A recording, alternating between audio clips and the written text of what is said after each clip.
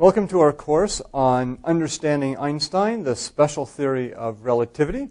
I'm Larry Lagerstrom. I'm an academic director and historian of science at Stanford University.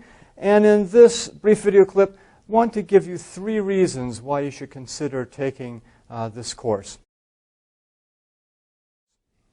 You may know that every year Time magazine chooses a person of the year. And a few years back, at the turn of the century, from the 20th century into the 21st century, they decide they should choose a person of the century. And of all the significant figures they considered for that honor, the one they ended up choosing was Albert Einstein. And on the face of it, this is really a remarkable decision because Einstein, he was a theoretical physicist. He dealt with very abstract, very abstruse matters. And yet, just to be in the conversation for an honor such as the person of the century means that this is somebody we should really know a little bit more about. So let's say that's our first reason for considering taking this course. So number 1, person of the century.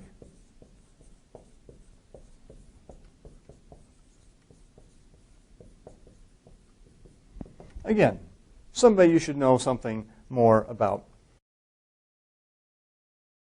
Number 2, we'll call this the miracle year of 1905.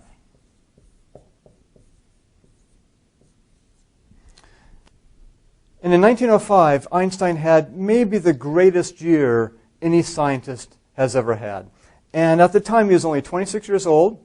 Of all things, he was a patent clerk at the Swiss Patent Office. He essentially was a failed academic. He graduated from university in 1900, tried to get a job as a physics assistant at a university, had failed in that, tried to get a job teaching physics, wasn't able to find a position at that even at a high school level, and therefore eventually he was able to find a job at the Swiss Patent Office. And in 1905, he published 5 papers, almost any one of which could have made his career as a physicist and his name.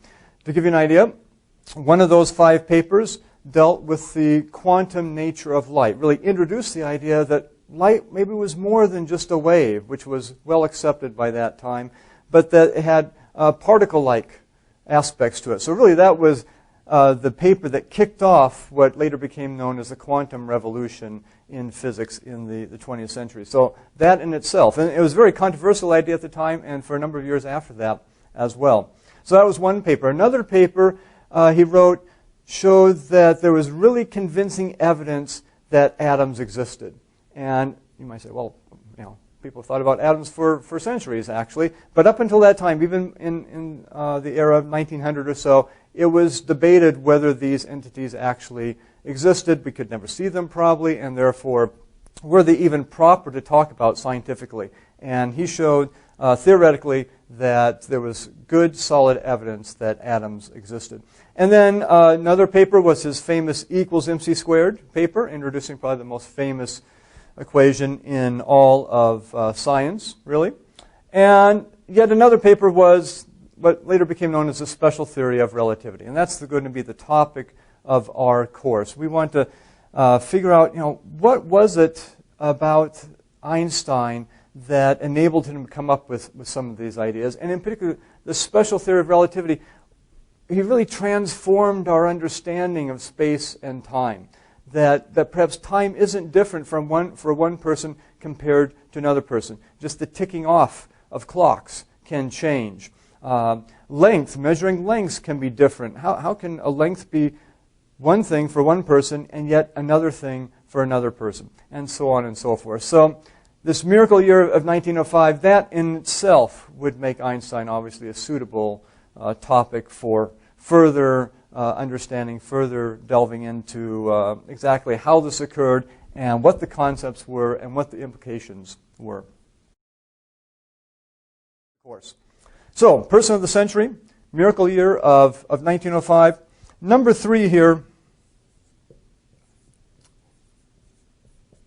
we'll just list it as a quote. As you may know, there are quotes by Einstein all over the place, all over the internet. You see them all the time.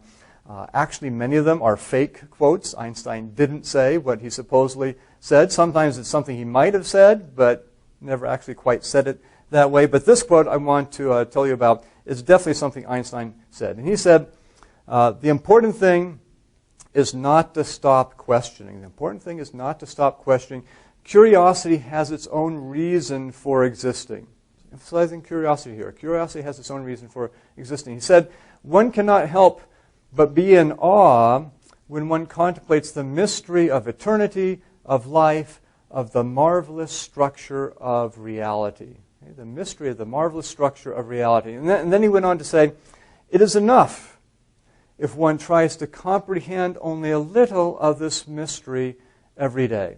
Okay? The mystery of the marvelous structure of reality, it's enough just to comprehend only a little bit of this mystery every day. If you aspire to be that sort of person, if you are that sort of person, then this is the course for you, because that's exactly what we'll be trying to do. We'll be trying to lift the veil a little bit on that marvelous structure of reality and the mystery of it, and follow in the footsteps of Einstein in these revolutionary ideas that he introduced, especially in the miracle year of 1905, and see how he came about it, learn a little bit about Einstein himself, and also exactly what are the implications of some of these ideas. So I hope you'll join us in this course.